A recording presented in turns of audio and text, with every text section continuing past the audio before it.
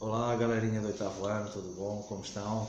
Ora, sejam bem-vindos a mais uma aula de inglês. Esta semana nós vamos ver uma coisinha bem tranquila, bem fácil.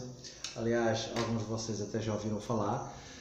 Eu acredito que pelo menos na trajetória do sétimo para o oitavo ano digamos que há essa possibilidade, até porque os verbos auxiliares é um conteúdo que nos acompanha desde o início e eles vão só sendo atualizados, a informação vai sendo atualizada e vamos vendo outro tipo de uso para eles, ok? Então, aquilo que eu vos trago hoje são dois verbos auxiliares, ou seja, existem mais do que dois, é claro, existem no mínimo 5, 6, aliás 7, se eu não estou enganado, existem pelo menos 7 verbos auxiliares, mas eu hoje quero falar apenas de dois.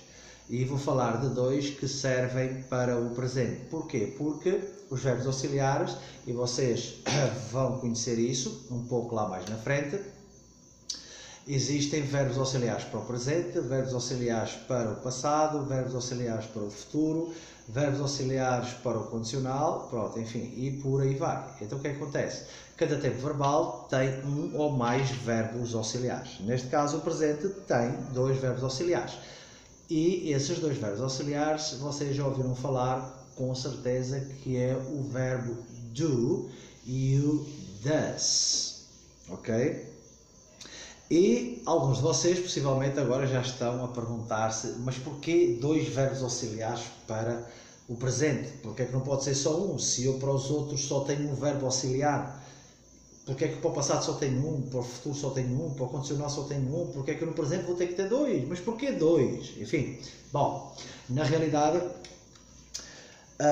eu vou explicar o porquê e vou explicar de que forma que a gente os usa. É bem fácil, vocês vão ver, é bem tranquilo e vão perceber à primeira. Bom, então vamos lá começar.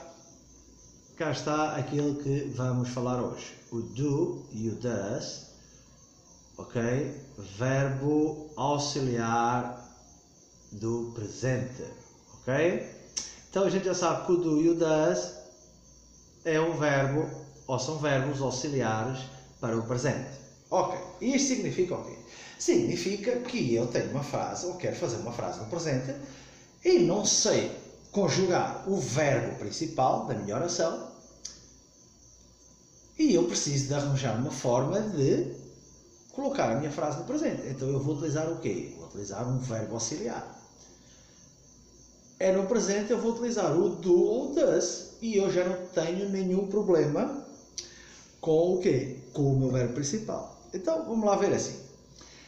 Antes de mais, é preciso que vocês entendam, na forma afirmativa, o do e o does, ele funciona de que forma? Primeiro, o do e o does, ele vem depois do sujeito, ou seja, vem depois do pronome pessoal, com o significado de fazer.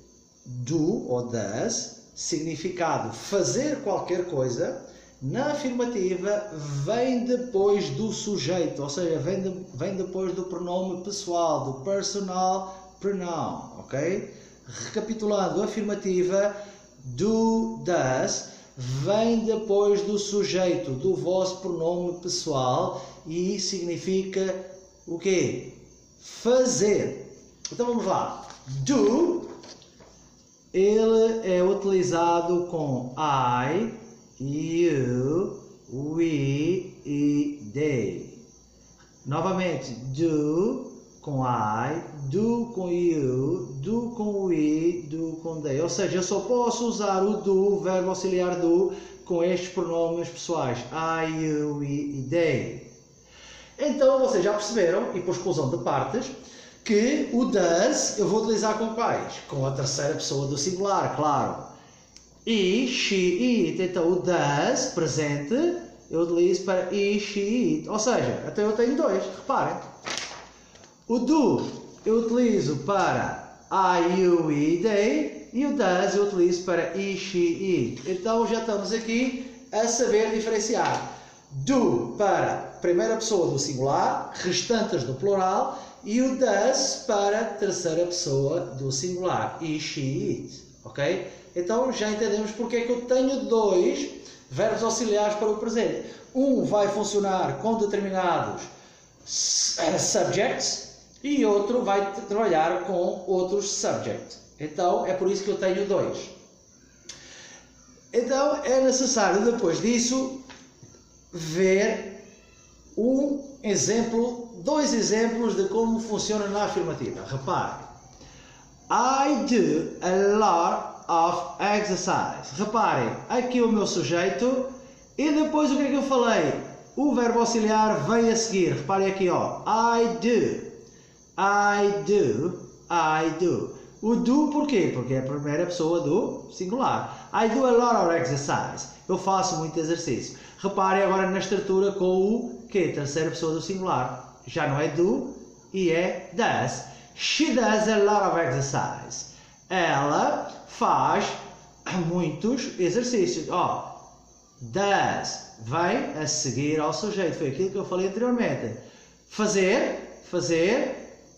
E vem o quê? A seguir ao nosso subject, sujeito.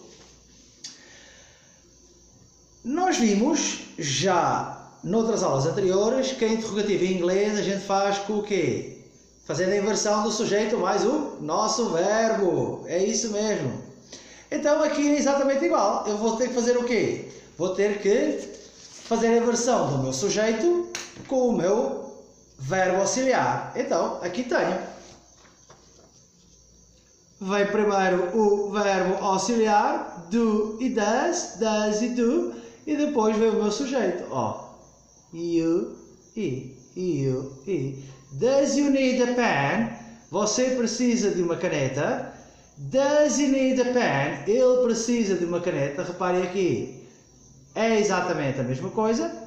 O que muda é o quê? É o nosso verbo auxiliar, porquê? Porque muda o nosso subject, o nosso sujeito, o nosso pronome pessoal. Na interrogativa, volto a repetir mais uma vez, eu faço a inversão do quê? Do meu sujeito com o verbo. Porque fosse a afirmativa, vinha primeiro o sujeito e depois veio o verbo, não é? Este estaria aqui e este estaria aqui. Como é interrogativa, a língua inglesa diz que faz a inversão do sujeito com o verbo ou do verbo com o sujeito. Então eu tenho primeiro o meu verbo e depois tenho o meu sujeito e depois tudo aquilo que eu necessito para a minha frase. Reparem que eu aqui tenho o verbo principal, needs. Ele está no presente, porquê? Porque eu tenho does e o do a colocar a minha frase no presente, porque senão ele estaria de forma diferente, já que se ele fosse um verbo irregular, ok? Então vamos lá, meus queridos, para as nossas respostas para a lei. Reparem, eu tive a minha interrogação e eu para responder respondo só desta forma. Yes, I do. No, I do not. Olha aqui a negativa. Para a outra de baixo, yes, he does. No, he doesn't. Reparem que é só o quê? Yes, no, o meu sujeito, o meu verbo auxiliar e a negativa ou não. E aqui exatamente igual, ok?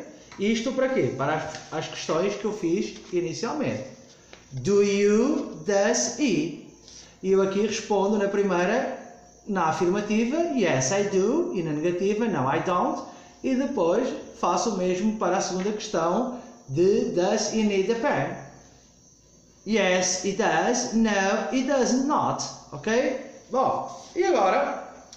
A negativa, eu já disse isto várias vezes, eu sei que vocês sabem, mas eu volto a dizer mais uma vez.